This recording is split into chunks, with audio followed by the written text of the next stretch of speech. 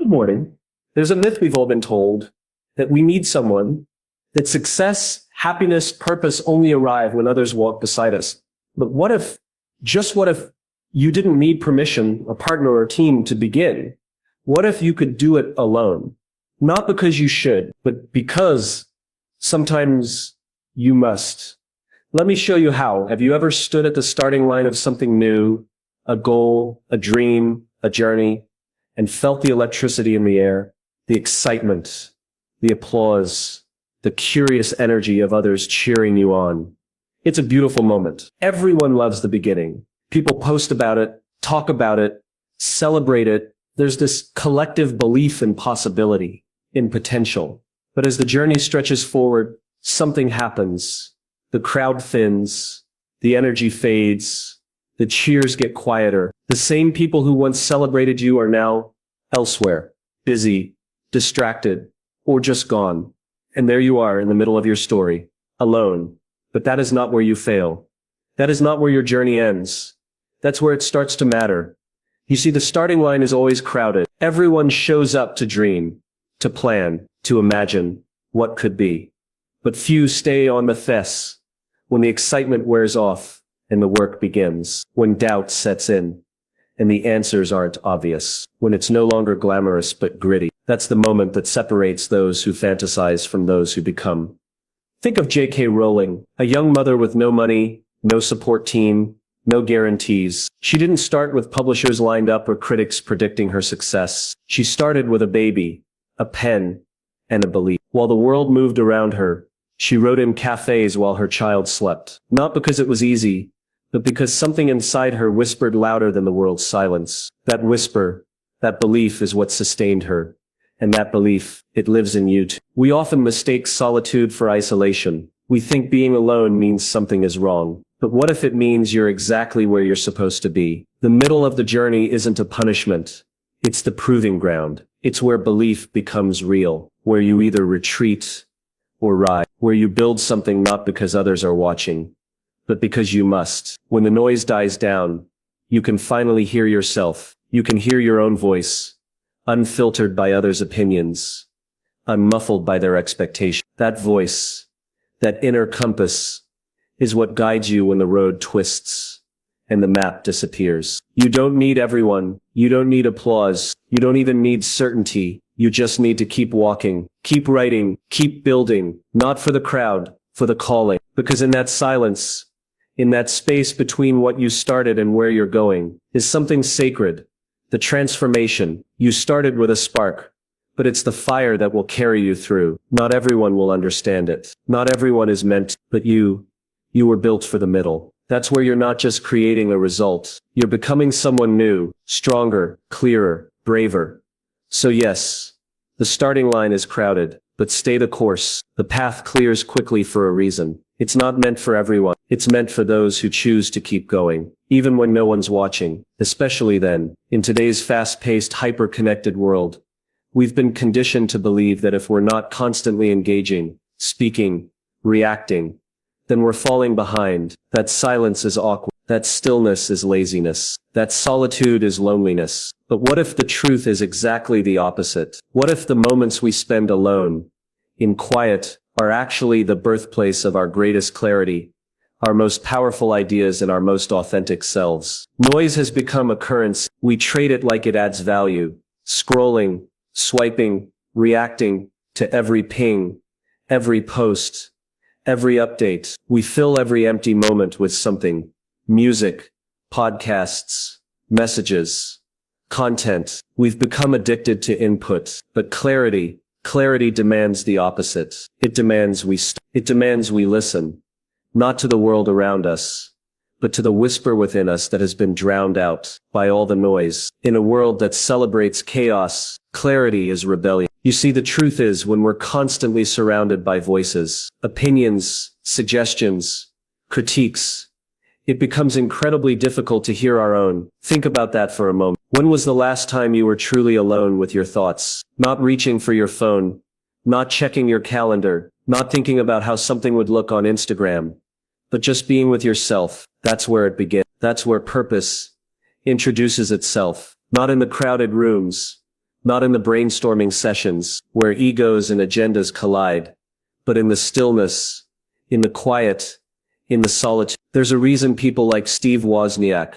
the man who literally built the first Apple computer in his bedroom, have always understood the power of working alone. Not because they were antisocial, not because they couldn't collaborate, but because in solitude there is no pressure to perform, no obligation to impress, no need to fit into someone else's mold. There is only the work, the vision, and the freedom to pursue it without interference. Wozniak didn't wait for permission. He didn't call a meeting. He didn't need a committee. He had an idea, a belief in what was possible, and the space to bring it to life. We've come to believe that innovation is a team sport, and sure, collaboration has its place, but the genesis of innovation, the spark of a truly new idea, almost always happens in solitude. Think of the greatest breakthroughs in history, whether it's Einstein scribbling equations in isolation, or a poet staring out a window, trying to make sense of the human condition. It's not the room full of voices that changes the world. It's the person brave enough to sit in silence and listen to the one voice that matters most, their own. But this isn't just about inventors or geniuses. It's about you, because your truth, your purpose, it doesn't require a spotlight or a platform. It requires space. It requires the courage to step away from the noise and be still. And that's terrifying, isn't it? Because silence can be confronting. When there's nothing left to distract you, all that remains is you, your fears, your dreams, your doubts, your truths. But that's the point. That's where the magic is. When you finally stop running from yourself, you start becoming yourself. Clarity isn't given. It's uncovered. And the tool you need isn't a whiteboard or a Zoom call. It's a walk, a long drive, a journal, a breath. Something simple, something intentional, something quiet. You don't find direction in the chaos.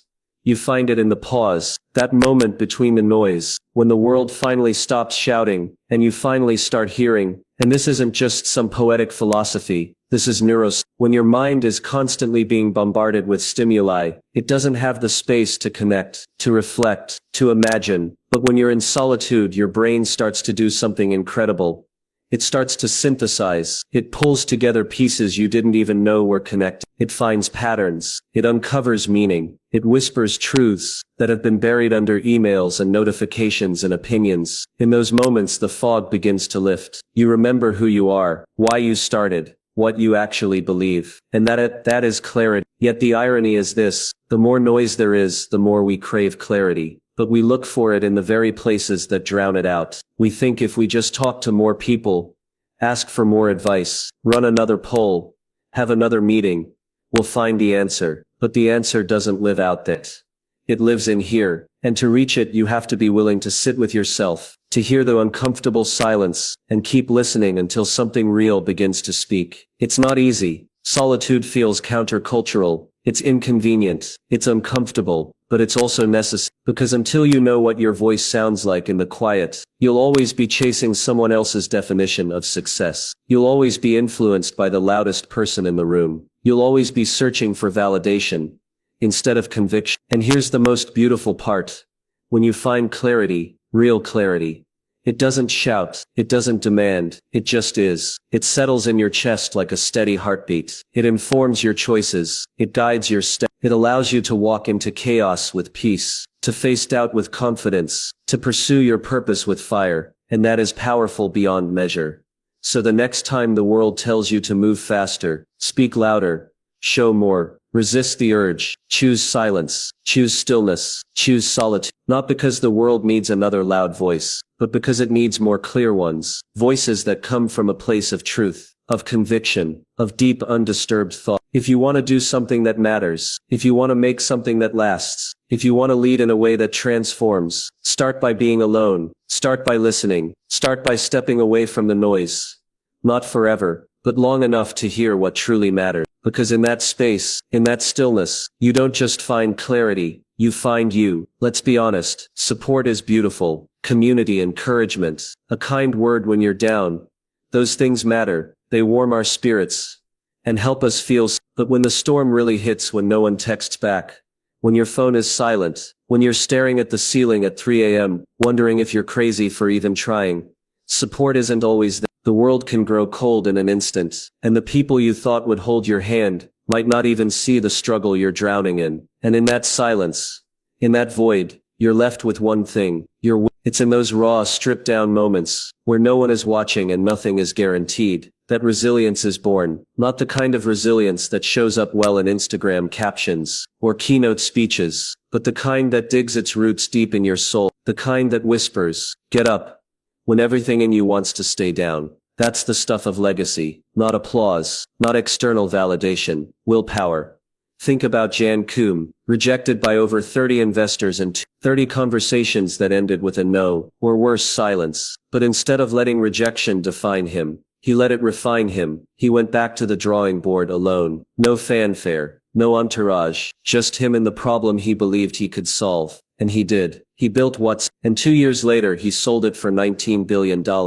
Not because the world finally understood him, but because he never gave up when it didn't. That resilience, it wasn't built on a stage. It was built in a quiet room staring at broken code, blinking through fatigue, with no promise of success, just belief. The kind of belief that most people will never see because it happens behind closed doors, in solitude, in stillness. We have this myth that greatness is built in the spotlight, but the truth, it's forged in the shadows, when you're all out of options, and still choose to keep moving. When the people you love don't understand the path you're on, and you walk it anyway. When the doubts are louder than the dreams, but you still show up.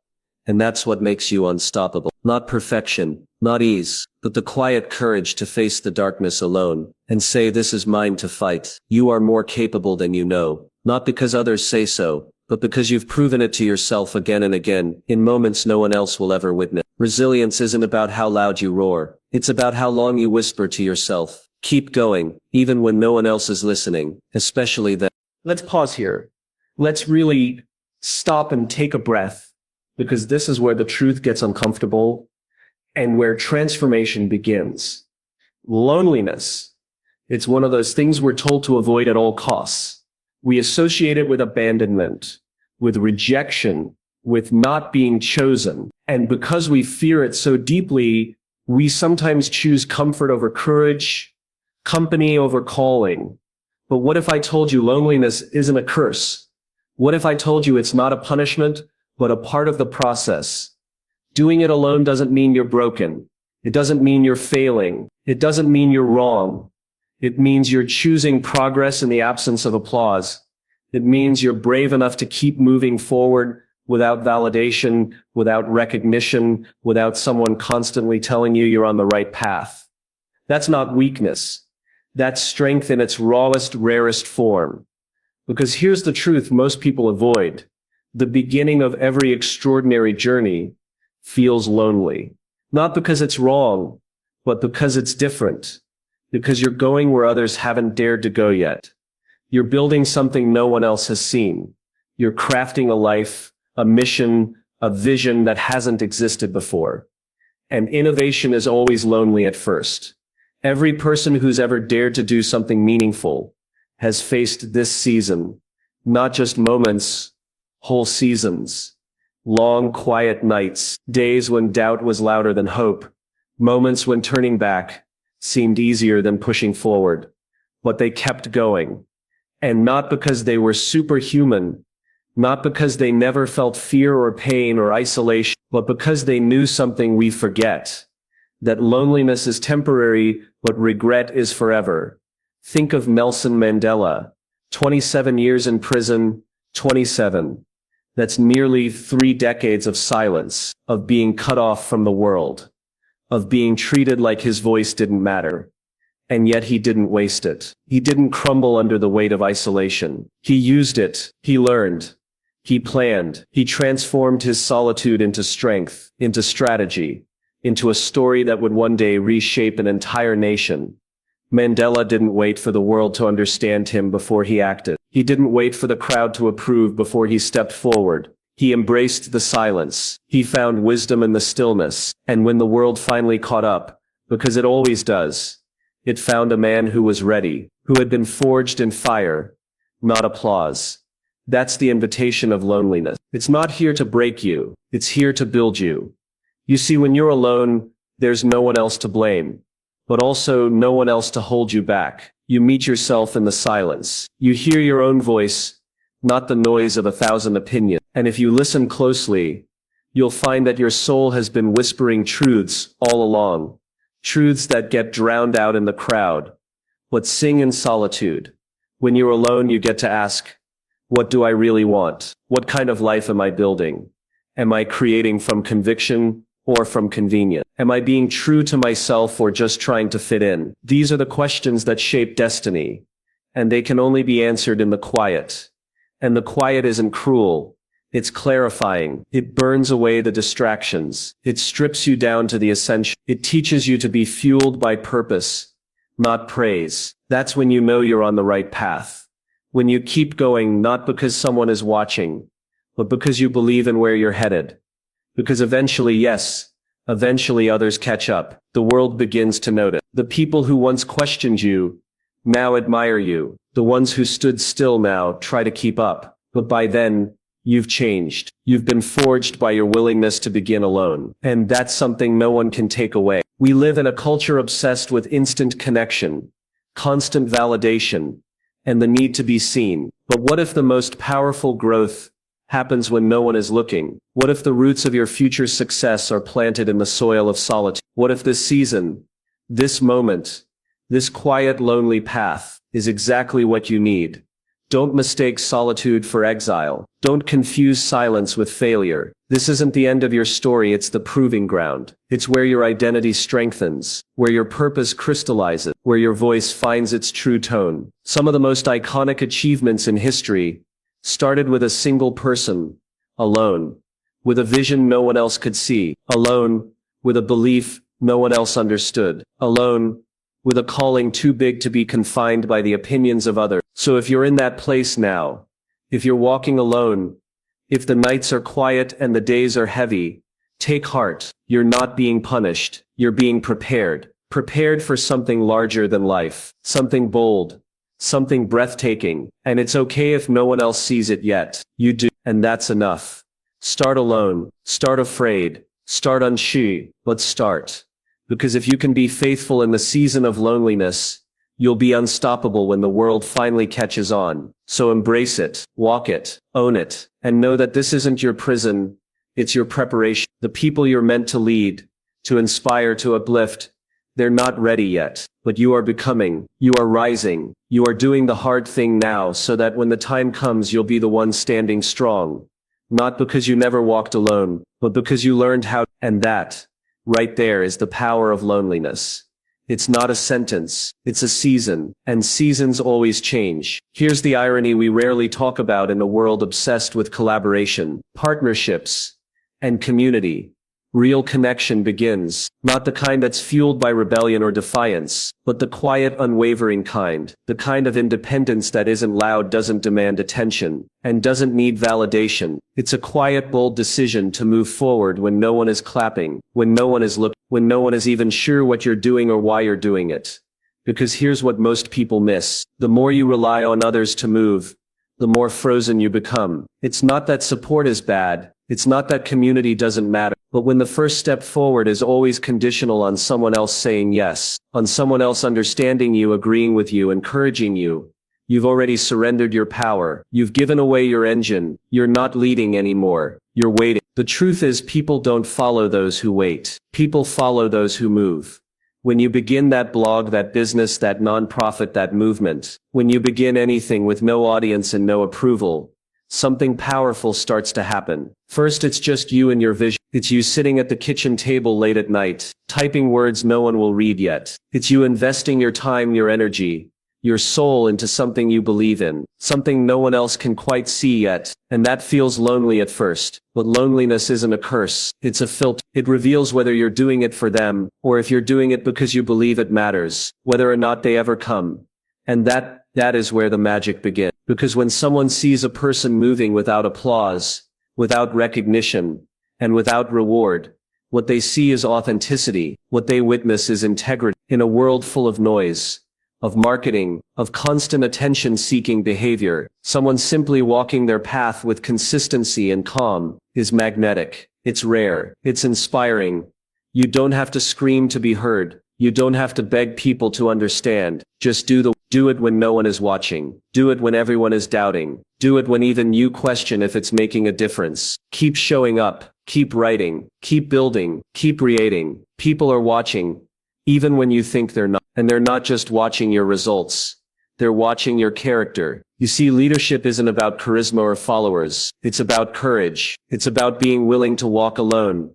Not because you want to be alone, but because you're willing to. That willingness is the foundation of trust. It's what tells others this isn't a trend. This isn't a popularity contest. This is something I believe in deeply. So deeply that I will carry it alone, if I must. And here's the beautiful paradox. When you do that, you rarely stay alone. The right people begin to show up. Not all at once and not always with grand fanfare. But they come. And when they do, they don't come out of pity or pressure. They come because they believe too. They've watched you. They've seen that you're not chasing attention. You're pursuing something meaningful. And now they want to be a part of it. Those people are not guessing why they're joining you. They're not still deciding whether or not you're real. They've already seen it. In your silence. In your perseverance and your grit. They've seen the way you kept building when no one was paying attention. That's what made you real to them. That's what gave them permission to believe. Because your independence didn't build a wall. It built a beacon. There's a deeper form of connection that doesn't come from trying to get people to agree with you. It comes from doing the thing anyway, doing it quietly, consistently, and with integrity. When people see you standing strong in your values, moving toward a vision with or without their support, it doesn't push them away, it draws them closer. Because in a world of noise and hype, people are starved for something real. And what's more real than a person willing to walk alone? That kind of leadership speaks to something inside all of us. It speaks to the part of us that's tired of pretending, tired of performing, tired of being liked but not known. It speaks to the part of us that longs for purpose, for truth, for something that doesn't change based on applause. It shows us that maybe we don't have to wait for approval to start moving. Maybe we just have to start. You want people to walk with you. Start walking. You want people to believe in you. Believe first. You want people to join your cause, support your vision, share your dream. Show them it's real by doing it without them. Not out of spite, not out of arrogance,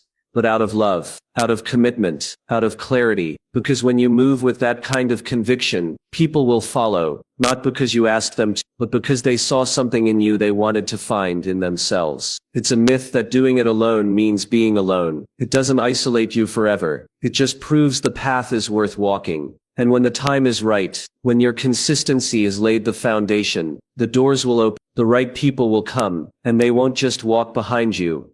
They'll walk beside you, because they've seen the trail you've already blazed. They know it's real. The most powerful movements, the most authentic connections, the most inspiring leadership. It all starts the moment someone decides to move without waiting for permission, to act without applause, to believe without evidence. That's the kind of independence that doesn't repel connection. It invites it, because people don't follow noise, they follow clarity, they follow courage, they follow conviction. So if you're standing at the edge, wondering if it's worth starting, wondering if anyone will care, wondering if anyone will ever join you, just begin. Do it alone, do it quietly, do it consistently. They'll notice, they'll respect it, they'll be drawn to, and eventually they'll join you. So here's the truth. You may not have the perfect partner, you may not have the investors, you may not have the applause, but you do have the dream, you do have the will, and most importantly, you do have yourself. You can do it alone, not because you have to, but because you're strong enough to. And one day, when you look back, you'll see that walking alone wasn't the hard part. It was the beginning of everything. Thank you.